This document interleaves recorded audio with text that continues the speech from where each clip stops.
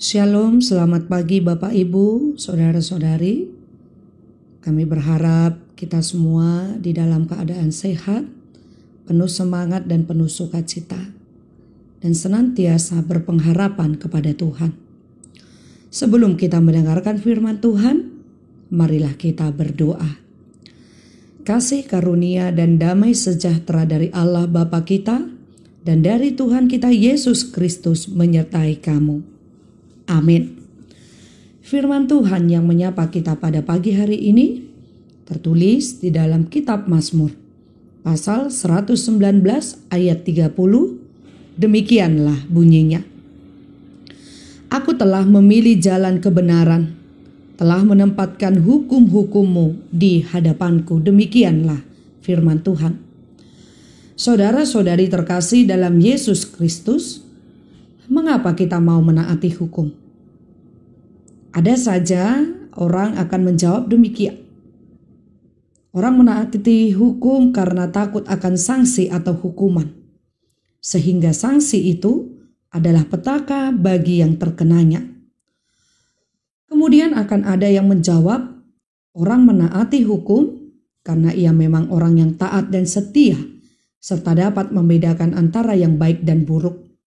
Dan di dalam hidupnya ia berpegang akan prinsip bahwa dalam kehidupan bagaikan sebuah pilihan, di mana manusia dihadapkan kepada dua pilihan, yakni berada di dalam sesuatu yang baik atau yang buruk.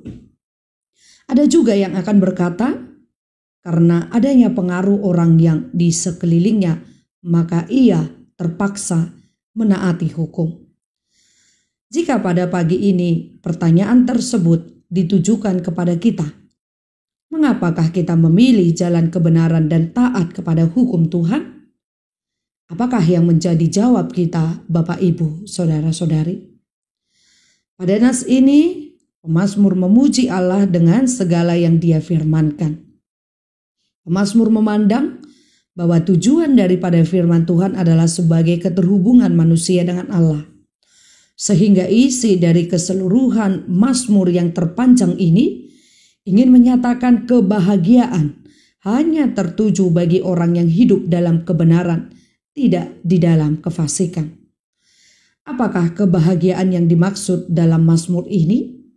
Kebahagiaan yang dimaksud adalah dengan memilih jalan kebenaran, taat kepada firman Allah akan apa yang diajarkannya.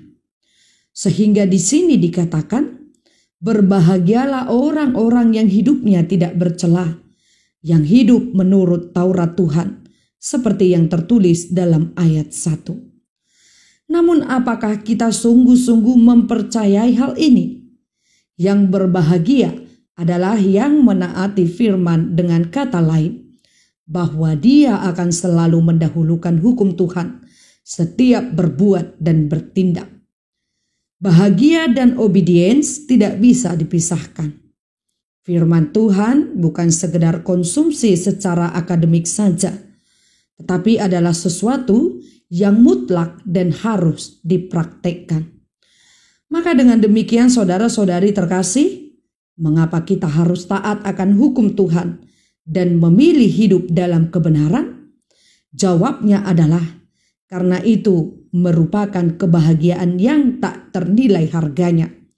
Bukan kebahagiaan semu, namun kebahagiaan yang menghantarkan kepada kita kepada sebuah tempat yang dijanjikan olehnya. Maka pilihlah jalan yang benar dengan tidak terpaksa, namun lakukan itu sebagai suatu kebutuhan iman kita. Mari tetapkan iman kita untuk menaati firman Tuhan, karena itu adalah tujuan hidup kita. Marilah menjadi orang yang berbahagia. Amin, kita berdoa. Terima kasih Tuhan Yesus. Firman-Mu yang menyapa kami di pagi hari ini membuat kami semakin semangat, semakin dihiburkan. Karena melalui firman-Mu mengingatkan kami agar kami senantiasa hidup di dalam kebenaran dan taat akan hukum-Mu. Karena itulah kebahagiaan yang nyata yang boleh kami raih di dalam iman kami. Pada saat ini Tuhan, kami mau mendoakan untuk seluruh jemaat-Mu, dimanapun mereka berada. Ketika ada jemaat-Mu yang sedang terpapar atau terinfeksi virus COVID-19, Engkaulah yang menghibur mereka. Engkau yang memberikan kekuatan, Engkau yang memberikan kesembuhan kepada mereka, sehingga mereka boleh tetap semangat dan optimis, agar mereka boleh pulih kembali seperti sedia kala. Begitu juga dengan saudara-saudari kami yang saat ini sedang berduka. Kiranya Engkau menghiburkan mereka, memberikan kekuatan kepada mereka, agar mereka mampu untuk melalui segala masa-masa hari-hari mereka dengan penuh sukacita daripada Tuhan. Kami serahkan seluruh hidup, jiwa, dan raga kami ke dalam tangan pengasihan-Mu. Hanya di dalam nama Tuhan kami Yesus Kristus, kami berdoa kepadamu.